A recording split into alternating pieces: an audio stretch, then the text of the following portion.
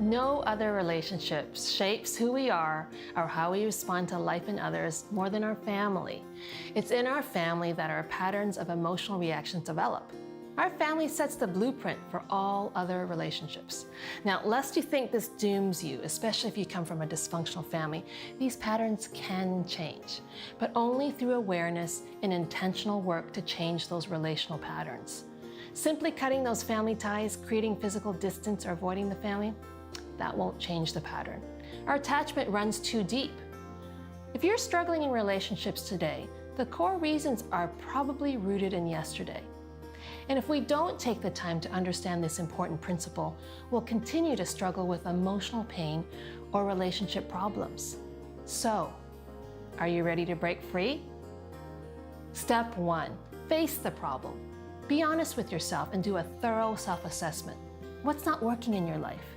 Rather than blaming others or your circumstances, take responsibility for your part of the pain you're experiencing in your life. What needs changing in your life? If you don't know, consider the tough step of asking trusted friends. Is it your out of control temper? Is it the way you constantly sabotage your career? Or are you now on your 3rd or 4th marriage? Step 2, understand your family of origin. Know where you came from and what brought you to today. What was your mom like as a mom? What was your dad like as a father? Take an in-depth look of your family of origin issues. And if you need help, see a professional therapist. Remember, the intent is never about blaming your parents, but just understanding some of the experiences that shaped you growing up. Step 3, recount your experiences. Think about all the experiences you had growing up that shaped you. What conclusions did you draw about yourself, or others, or even God? To help you with this exercise, think through the different stages of your life, from birth to toddler years, to elementary school years, to adolescence and adulthood, and journal all your experiences without worrying about editing. This isn't an essay to be reviewed. It's just a chance for you to self-reflect. And then step 4, experience the feelings. As you think about your early childhood relationships with your mother and father, allow yourself to remember how you felt. This is a time to grieve and acknowledge the pain you may have experienced, and to validate your emotions. How do you feel today as you remember? Angry? Abandoned? Sad? Numb? If you're feeling intense emotions right now, please get professional help. And if you can recount these memories without a lot of emotion, maybe you've shut down as a way of coping, and that too can lead to a myriad of problems. So that can be a warning sign that there's work to be done, perhaps under the care of someone who knows what to do to unlock your heart.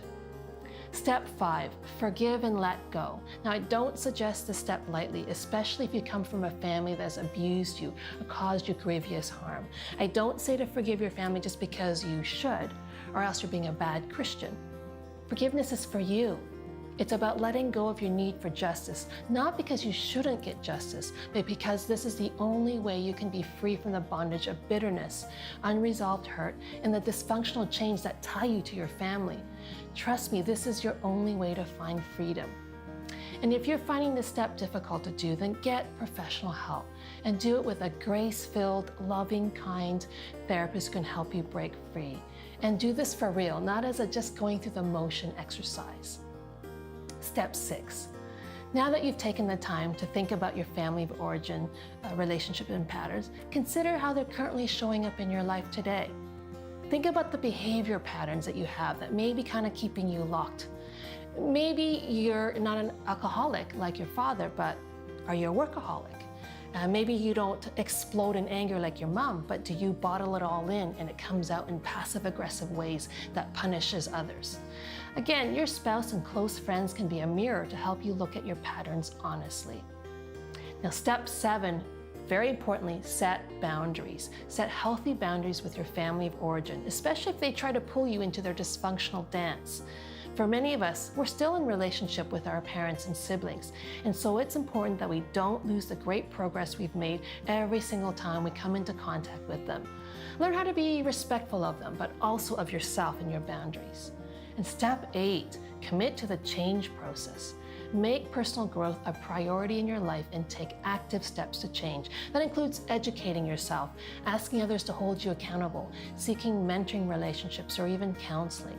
and make personal growth your lifelong goal. Invite God into this journey of growth, as it's absolutely His will. He will complete the good work He's begun in you. He loves a teachable heart, and He'll give you great capacity to change.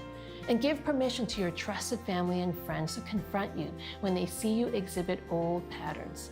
It takes great humility, but it's so worth it. Now, please know that the journey I just outlined for you, it takes a lot of hard work. And I don't mean to simplify it by just making it simple 8 steps, but it's a great roadmap to guide you as you choose to be intentional, have a teachable heart, and if you're determined to change, I promise you, great results will await you. You can be free from the family ties that bind you.